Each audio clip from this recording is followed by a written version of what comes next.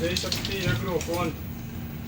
આજે આપણે તમને એક માહિતી પૂરી પાડવી છે કે જે આપણે ચમત્કાર મગફળીમાં વાપરેલું છે 28/7/2026 ના રોજ.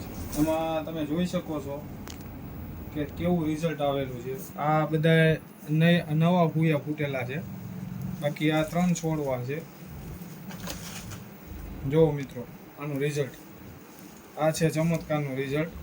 અને આપણે 40 ml ના ડોઝમાં આનો ઉપયોગ કરેલો છે 28/7/2026. હજી તો ટૂંકમાં આનું રિઝલ્ટ હવે જ સાચું ચાલુ થશે, પણ મને તફાવત આમાં લાગે છે કે આમાં હુયા ઘણા બધા ફૂટ્યા ચમત્કાર માર્યા પછી. એટલે મિત્રો, ખાસ મગફળીમાં ચમત્કારનું કામ ચમત્કાર જેવું છે ટૂંકમાં. અને બીજો એક મુખ્ય ફાયદો એ છે ખેડૂત મિત્રો કે આ દવા વાપરવાથી આપણી જમીનને કોઈ પણ જાતનું નુકસાન થતું નથી.